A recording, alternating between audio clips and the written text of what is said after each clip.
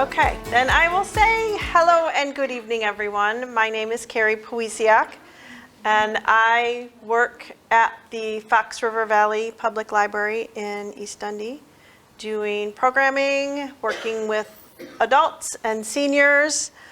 And tonight, thank you for coming. I'm here to talk to you about scams and how not to fall prey to them. Because as I've been talking to some of you before we got started, we all know somebody that's been scammed, if not ourselves. And so I'm going to go through some common scams with you tonight, and then what to do if you think you fall prey. Okay? So this is just a statistic that I got from the Federal Trade Commission, which I found interesting. Younger people reported losing money to fraud more often than older people. But when people age 70 and over had a loss, they lost more money. So as older adults, we're less likely to fall prey to a scam. But if we do, we're going to lose more money than a young person. Not always, but I think, we've been around the block a few times on some things, so we know. Government imposter scams are one of the top frauds. And that would be the phone calls that say, this is the IRS, you owe us money, or we're going to, take your house, take your car, take your kids. So that's one of the biggest ones. So just to kind of show you the increase over time, maybe the scammers had nothing better to do during COVID than to think of more scams. They wanted all of our extra money that the government sent us. So this is what we are going to learn tonight, basically. How to avoid a scam. We're going to learn what some of those scams are. We're going to learn what to do if you think you're scammed or if you think someone is trying to scam you. And then who to call or how to report it if you have been scammed. So that's kind of a three-step. The first type of scam we're going to talk about is an imposter scam. And these are super, super common. What does the term imposter mean to you? Fake, right. The top government imposter scams are noted here. Social Security. They call and say, you owe us tax money. And everyone, you hear IRS, you owe us tax money, what's your first thought? What? Health and Human Services or Medicare. That's another scam. The police, the sheriff, or the FBI. Nobody wants the FBI calling them. Again, the first one, was Social Security. If there's a problem with your Social Security, there's a problem, those are ones that are targeted specifically at older adults. Again, $53 million in losses. The median loss is $1,000. It's a lot of money, and it's a lot of hassle for a lot of people. So if we can train you to know what to look for, you'll be good. Okay, so imposter scams. Somebody who pretends to be someone else. Again, somebody calls and says, this is the IRS, you didn't pay your taxes. This is Social Security, there's a problem with your Social Security check. This is the FBI, whatever. You might get a phone call, you might get an email, you might get a text. Like, the scammers run the gamut of any way to get to you. And this is what they want.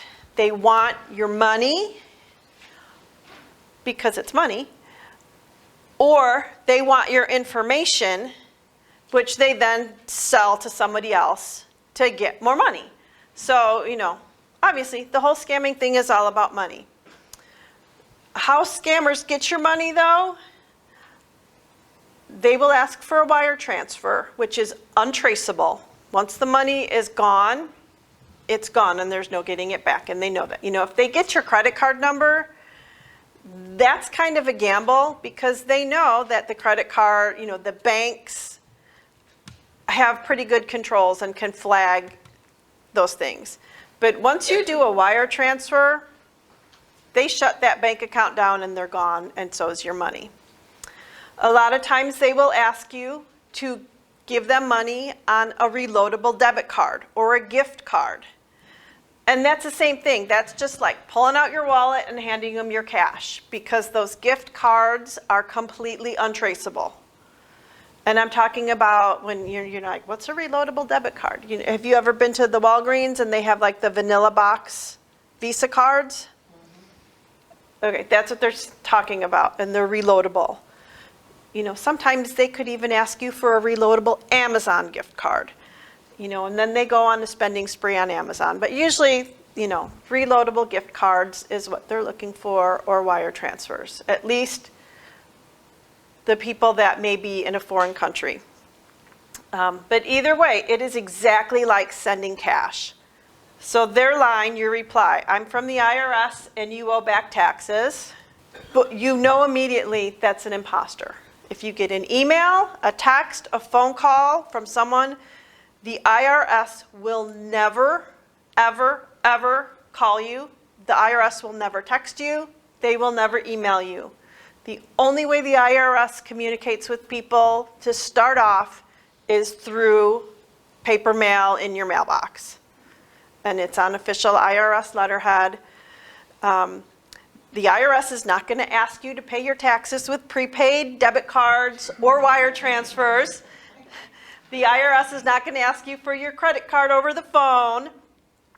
And the IRS will not, a lot of times the people will, if they know they're talking to someone who may be Hispanic or may not be, American born, they will threaten them with arrest and deportation. So then that puts the fear of, oh my gosh, I'm going to get sent either back or to a country that I'm not from. They'll threaten loss of your driver's license. So the thing that the scammers always do is they try to put pressure on you to make a decision right now. They throw up it's an emergency, horrible things are going to happen if you don't act now. And that's when you have to tell yourself to take a breath and look into things before you make a rash decision. Just like what you would tell your children if they were going, to make a big purchase, right? We tell our kids, don't be pushed into something, take a breath, think about it before you do. The same thing with these scammers. They try to get you by putting on that psychological pressure that you have to do something now or something horrible is going to happen. And it's not going to. So, and again, the IRS will not initiate contact by email, by text, by phone call. They will always mail you. So again, what do? You stop. If it's a phone call, you don't have to be polite. Hang up. Don't give them any information. Especially if they're the IRS scammer, they may say, what's your social security number? Do not give anyone your social security number ever, unless you know it is a line of credit that you're opening, or you know exactly who you're talking to. So don't wire money or pay with a prepaid card. And then if in doubt, always, if there's any question, call the IRS at 800-829-1040 or visit the IRS's website, which is irs.gov. And that one, the IRS scam is probably the biggest. Same thing if it's Social Security. Call the Social Security Department, go to their website. If somebody calls and says, I'm from Social Security, call me back at this number, do not call them back at that number, because a lot of times they're routing you through a fake number. Go online or find, in your Social Security paperwork, find the Social Security's 800 number, call that number. Don't trust these numbers that people give you, because they're just having you call them. Okay, the next one we're going to hit kind of quickly is online dating scams. More and more people these days are not meeting each other in person. They're using different apps or different websites for online dating. And again, I could be a 16-year-old in Russia. I could set up an account on any online dating website, put in a picture and say I'm a 60-year-old woman, and nobody would ever know. So be warned with the online dating websites.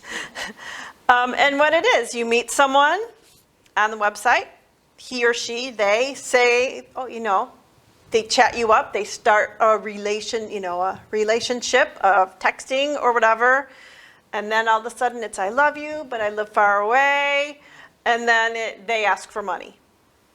And huge red flag right there. So again, how they work. They say they love you. They say, oh, I want to come and visit you, but I need money for a plane ticket. Or they say, oh, I'm sick, or my mom needs surgery, or I want to come visit you, but I need money for a visa. Again, they make a fake profile with stolen pictures. And again, they're looking for money. They're saying, send me a wire transfer. Send me a prepaid card. And you don't have to physically give them a prepaid card. You can give them the numbers, like a debit card. It has the same numbers. You can give them the numbers on that card, and that's how they get the money. They don't need to physically hold that prepaid debit card in their hand. They'll ask you for the numbers off of it. And then again, it's like you just pulled out your wallet and sent them all your money. So, I don't know who's looking for love or not looking for love, but be cautious.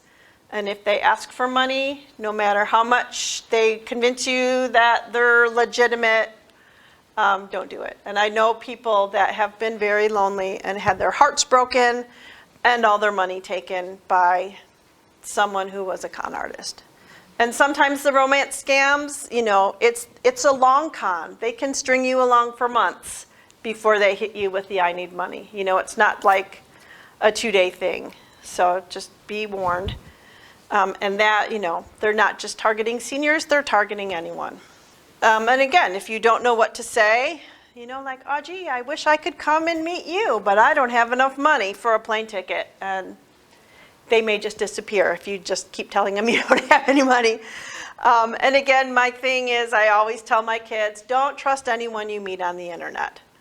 Because until you see a flesh and blood person, you have no idea who you're talking to.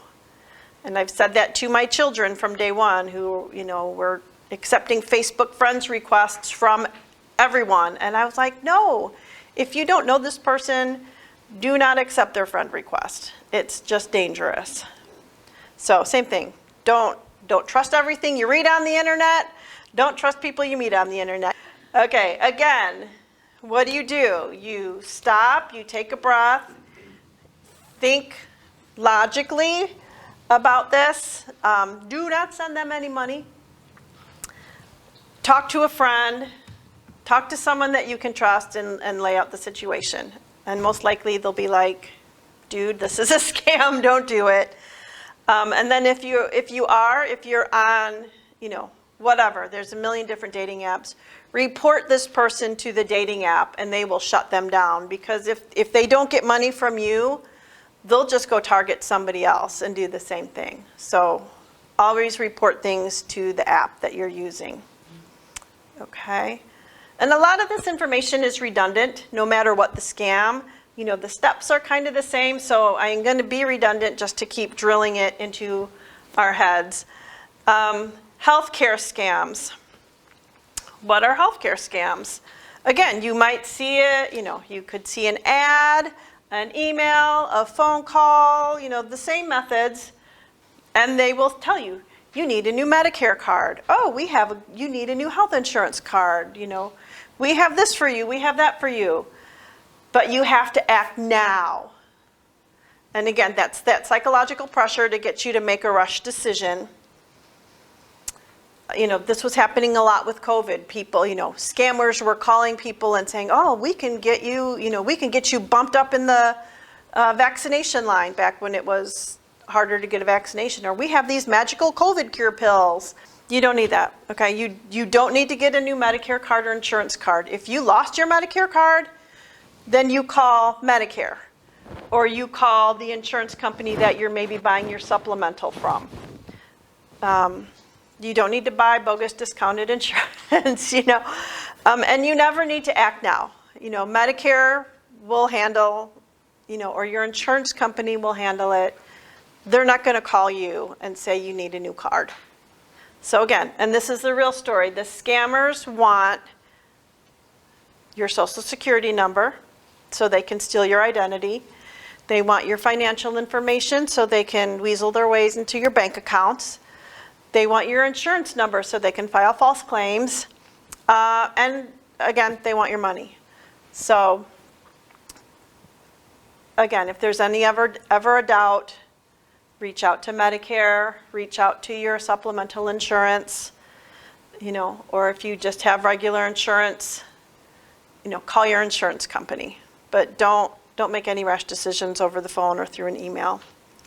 Again, so instead, take your time, check it out, do your research. Here's Medicare's number, 1-800-MEDICARE, and you can always call them and say, I got this email that says it's from Medicare. Is this legitimate? They'll probably have you forward that email to their fraud unit, and then they'll get back to you because right away they'll know if it's a fraud or not. And talk to someone you trust. My mom knows that I'm kind of techie, so when she gets these emails, she will call me and say, hey, I got this email. What do you think? And I'll have her send it to me, or I'll say, no, Mom, that's definitely fraudulent, delete it. So if there's somebody you trust, or, at my library, I tell my seniors, if you ever have a question about an email, call one of us at the information desk. We are always happy to answer questions, look up stuff for you. That's part of our job. So call Donna. Or I'm sure anyone here at the library and their adult services can help with any technical stuff.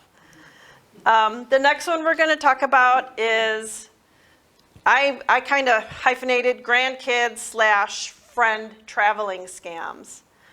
One of my neighbors lost several $100s on one of these.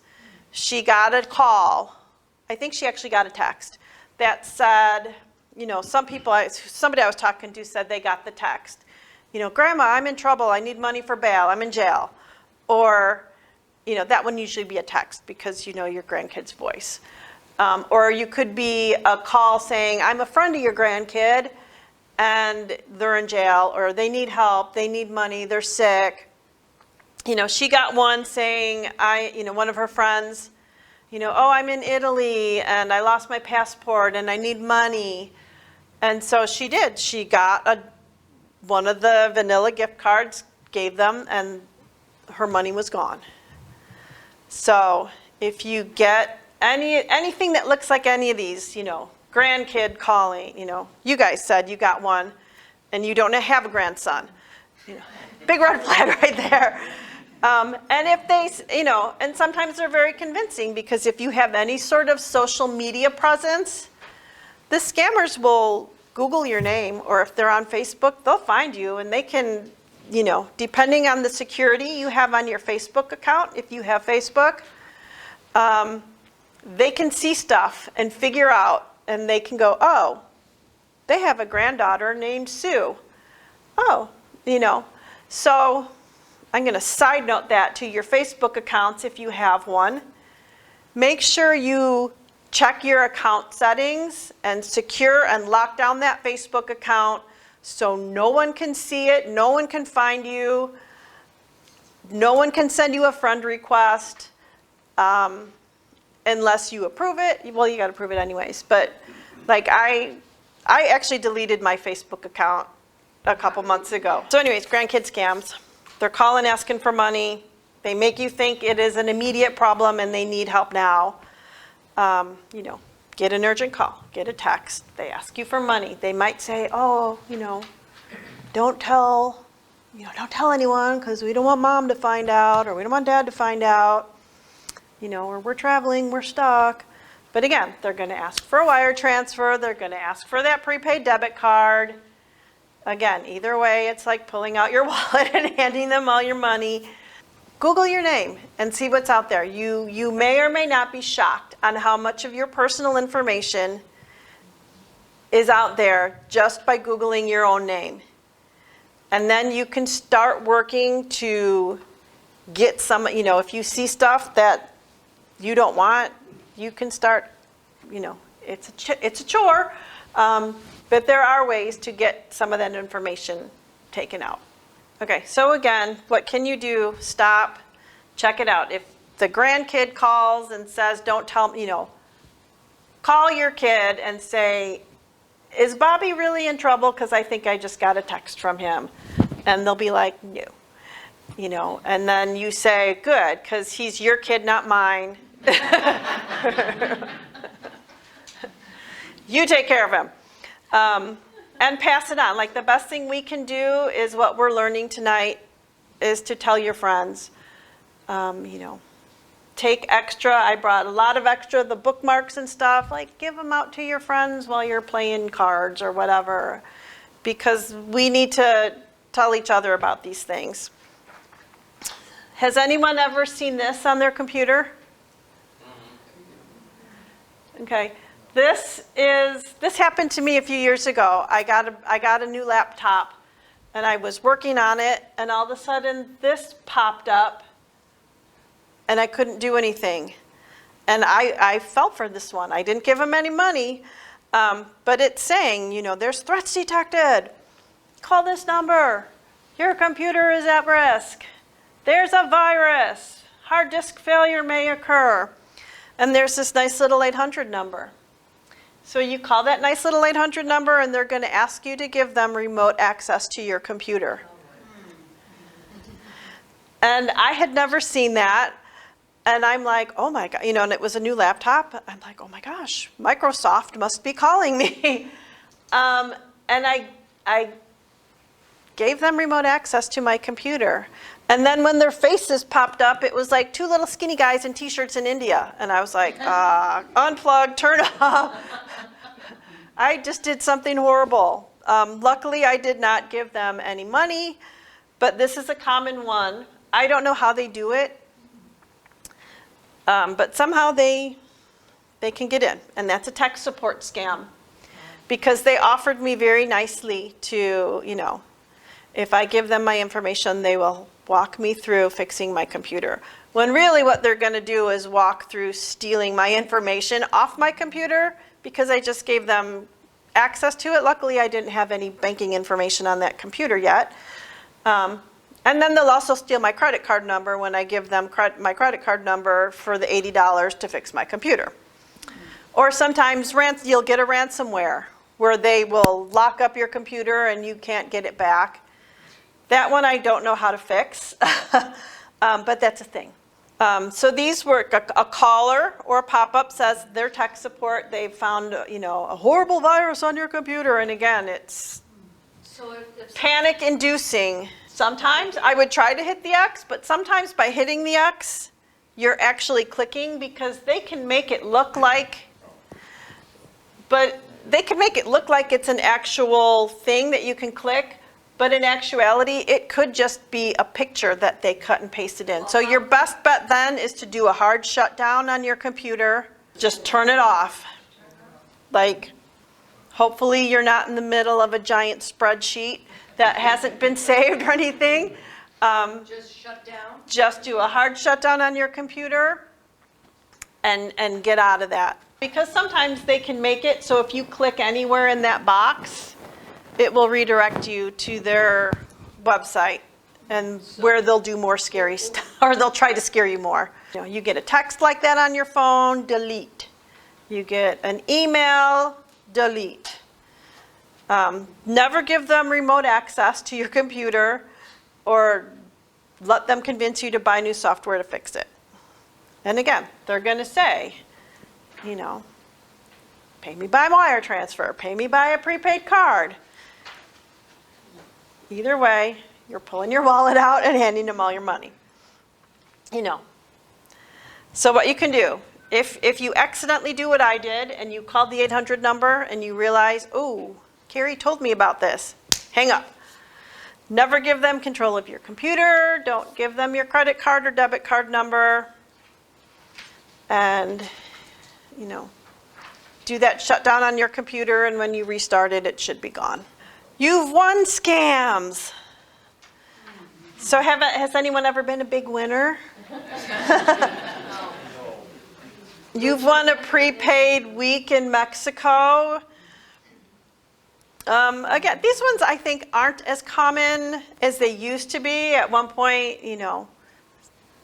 10, 15 years ago, we were getting phone calls all the time. Oh, you just won a week in Mexico, or you won a week at a resort of your choice and whatever. It's a scam. So again, same thing. Phone call, email, text. Sometimes they send you a beautiful card in the mail and they say, we will give you free dinner, and then they try to sell you a timeshare or something like that. But it's all still a scam to relieve you of your money. Sometimes you won a prize. Sometimes you won sweepstakes that you never entered. Sometimes you won the lottery and you didn't even buy a ticket. Or again, like the trip. All kinds of things. If you know you didn't buy a lottery ticket, the chances of you winning the lottery are pretty much zero. If you never entered a sweepstakes, you can't win one. So that's your first thing. And again, if you do get through, you won this free trip, but you will have to pay fees and taxes or custom duties, which is what? Money. So don't do that. And they will also want your credit card number, or maybe your bank account number, or they'll want you to add money to the prepaid cards or a wire transfer, the same thing I've said. And again, don't give them your money, don't give them any information. If you didn't play, you can't win. Just like the commercials we see about the lotto. You can't win if you don't play. Same thing. Okay. Never wire money to anyone. Okay. Our next one is a money mule scam, and this one is super confusing. And I've never seen this one happen, but just, again, quick be warned. They send you a check in the mail, and then they ask you to send some of that money to another person, but you get to keep some. So they might send you a $5,000 check in the mail and say, you get to keep $1,000. Send $4,000 to, wherever, Bob. And you think, wow, easy $1,000 for me. The fact is, they don't tell you that you're probably cashing a stolen check or you're cashing a check that they printed on their printer that's worth nothing, but then you just wrote a check for $4,000 to Bob, who's over there collecting all these $4,000 checks. So, and again, they try to lure you. Could be about a job. I've heard of people, oh, you have this fabulous job, you're going to make $100,000 a year. We'll send you a check. You're basically laundering money. Or you're fake laundering money. So, again, how it works, you get a check, you deposit it in your bank account, and then you write a check to someone else, and then you learn that the check that you cashed was fake, and now you're out the money that you sent to somebody else. So that one's kind of a multi-step process. I don't think it's done as much anymore as it once was, but be warned. Again, keep your money to yourself. Don't be laundering money for people on accident. Again, protect your information. Okay, this is phishing, vishing, and smishing. There's lots of ishings.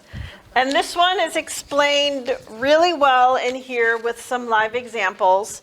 But just so you can know the vocabulary. Phishing is generally when you get an email.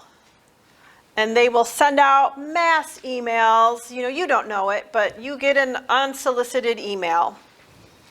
Vishing is when they call you or leave that's the robocalls or the voice calls. And then smishing is when you get a text message. Okay? So it's all kind of in the phishing family, but it's vishing phishing, vishing, and smishing. But they're all basically the same thing. They are trying to get you to click a link, to call them. You know, they're good with the text messages now, where they'll send you a little text message with a link on it. Okay? Never, ever, ever click a link in an unsolicited email or text. And that's what they're trying to do. So these scammers use these emails or text message tricks to try to get you to give them your personal information. They may try to steal your passwords, your account numbers, social security numbers, and then if they get that information, guess what? They're taking out loans, they're buying stuff. And if you're not, if you don't have LifeLock or if you don't have something, your identity is stolen, and it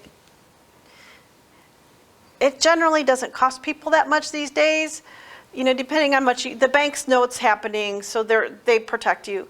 But it is a huge headache and a ton of time, of your time and phone calls that you have to make to try to undo what the scammers did.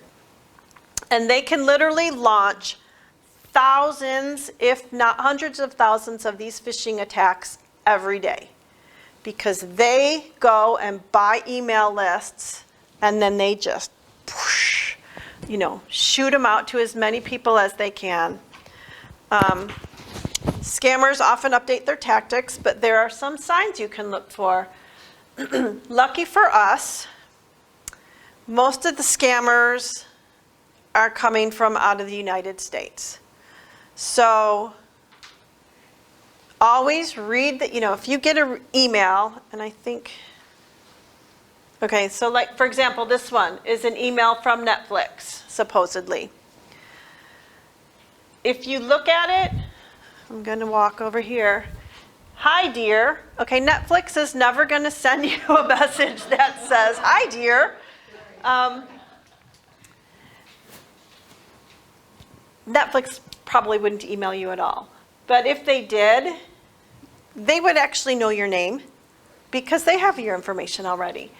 But a lot of, I'm not a hacker, okay? But I could go online and I could screenshot a Netflix logo and a blue bar. I could do this email in probably 10 minutes. So doing it badly doesn't take that long. So there's things that we need to look for. If the Netflix logo is blurry, it's not crisp and clear. If it's blurry, that they did a screenshot of that. Or they cut and pasted it from somewhere on the internet. If there's a link, like here, and if you hover over this link and it doesn't take you to Netflix.com, then that's another So always don't click the link, but if you can, you can see my mouse. If I just hover here, it should show you where you're going to go to next. And if it's not Netflix.com or ChaseBank.com or whatever, that's your second red flag that it's fake. If you read it and there's bad grammar, bad English, misspelled words, things that you read and go, what the heck?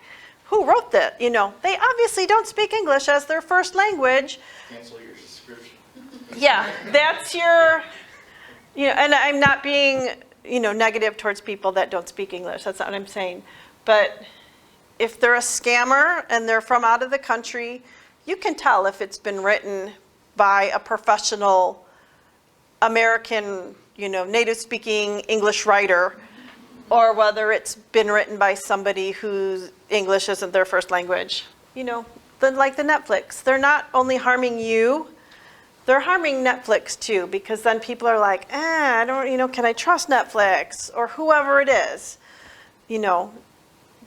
People have taken bank logos and put them into phishing email and get people to think that their bank accounts have been hacked. And then they put, click this link. So just, again, be careful. If you do suspect a phishing attack, don't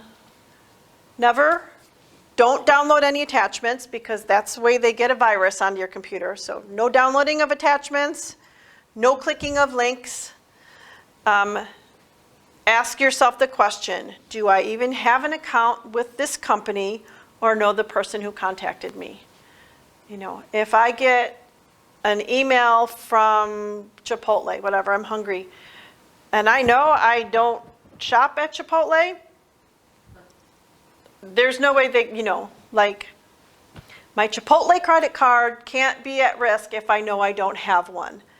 Okay, so if the answer is no, it could be, I'm not saying it is, it could be a phishing scam. Look through your stuff, report the message. If you need to, delete it. Say it's spam. That's how you report it. When you click this is spam, it'll say, do you want to report this? Hit yes. And then, wipe your hands and be done with it. If the answer is yes, you do have an account with Chipotle, and you're like, oh my gosh, did someone steal my Chipotle credit card? Don't call the number on the email. Pull out your credit card and call the number on the card. And say, you could even look at the number on your credit card and the number on the email. They're two different numbers. Call the number on your credit card and ask them the question. Like, you have to, it's a little bit more work, but this way you're calling the right person. And again, don't click on links. Attachments can be malware. If you think a scammer has your information, go to identitytheft.gov and report it. And there you'll see specific steps to take. There's also, I think I brought an identity theft. Maybe I didn't. And then if you clicked a link or opened an attachment, update your computer security software right away. Run a scan, get rid of anything. Like with my son, we had to call the bank and cancel his debit card. And then they send a new one, and you're a couple days without a debit card, which is stinky unless you keep cash hidden somewhere, which I don't. But, it's a hassle. So that's why it's so important to protect that, because you don't want to have to wait a week for a new debit card because somebody got your debit card number. Okay, so again, how to report phishing. If you got a phishing email, you can forward it to the Anti-Phishing Working Group, which is this report phishing at apwg.org. If you got a phishing text, forward it to spam, and they will get it. And that all kind of goes to the FTC. You can always report a phishing attack to the FTC at ftc.gov/complaint. And remember that the scammers, even though they're not super smart sometimes, but they're smart enough to kind of know the tech stuff, and they follow the headlines. Like I was saying, in 2020 and 2021, even now, there was all sorts of coronavirus scams going out there, contact tracing scams, people calling and saying, I'm a contact tracer. I can't say contact tracer, trying to get information from people. So again, you can report frauds and scams to reportfraud.ftc.gov, which I know there's a lot of different websites that the FTC makes it available to you to report frauds and scams. And the FTC's website, they have a whole tab of scams and what to do. Again, here's another, fake email that's supposedly from the World Health Organization that says, Dear Sir, another, big thing, the World Health Organization is not going to have your name and email. They're not going to email you. Go through the attached document on safety measures regarding the spread of corona space virus. Okay, so their English isn't good. We know that in America, we use one word, coronavirus. Click on the button below to download. There's no period. Symptoms, common symptoms, which not good English, include fever, cough, shortness of breath, and breathing difficulties. Regards, Dr. Stella Chungong, Specialist, Wuhan Virus Advisory. Fake.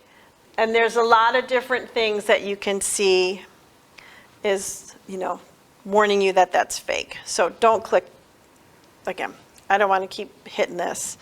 Robocalls, it's your vishing. There's so many of them. Just don't answer your phone if it's not from somebody you know. And if it's important, they'll leave you a voicemail. How many of you in the last year got a call saying, your car warranty is about to expire? Okay, we got them every day, right? I had people yesterday said, oh yeah, I got like 10 of those. I don't even own a car.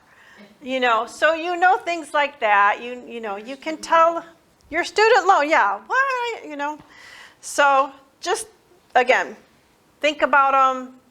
If it's somebody that knows you, or they'll call you back, let them go to voicemail. Fake charities, someone was asking about fake charities. Again, they will also appear when there's a crisis. Oh, there was an earthquake in Japan, give money to, whatever. Or to the Ukraine. Or to the Ukraine, yeah. There's probably, I don't know of any, but I'm going to guess. There's probably tons of scams out there trying to get you to give your money to help the people of Ukraine. Never pay by cash, gift card or money transfer. If you're not sure about a charity, ftc.gov/charity. And you can look them up. There's also several websites, I think Charity Watch is one of them, where you can look and see if it's a legit charity or not. Again, that's when I would say, if you're concerned, give to the Red Cross or someplace that you know about. Check the charity out. Make sure they're legitimate. This is about coronavirus. Again, ask yourself these questions. Who is the message from? What do they want me to do? And what is the evidence behind the message? And that should, that's not just for fake coronavirus stuff. That's for anything. Think about who are they? Do I know them? What do they want me to do? If the answer is they want me to give them money via wire transfer or gift card, don't do it. Again, here's some more websites. If anyone wants to take another picture, you can get the FTC's consumer alerts. And that's good. I get that. I get an email every couple of days with just new things, new scams that are out there, things to be aware of, things that I can share with other people. And then again, report scams. If you spot one, please, the Federal Trade Commission, that is their mission, is to help us, not their only mission, part of it, to help their investigators find the scammers, find the identity thieves, and try to stop them. Another great, since we all look like we're of a certain age, the AARP Bulletin is fantastic. I feel like every month there is articles about scams that are in here. In your packet, there's one about fake texts, how to spot a fake text. This month, I just got this in my mail, the bad guys, who they are and how to stop them. There's like a 7-page article in here about scammers. So the AARP is also another source. The Better Business Bureau has a scam unit. The Federal Trade Commission, when in doubt, call your bank. Every bank or credit card company, they have a whole fraud unit. If there's questions, there's always a lot of places you can call to get good information. again, there's a lot of handouts in the back. Take as many as you want. I get them free from the Federal Trade Commission, and they are to have and give out just to help get the word out. Okay? The last- Yes, thank you.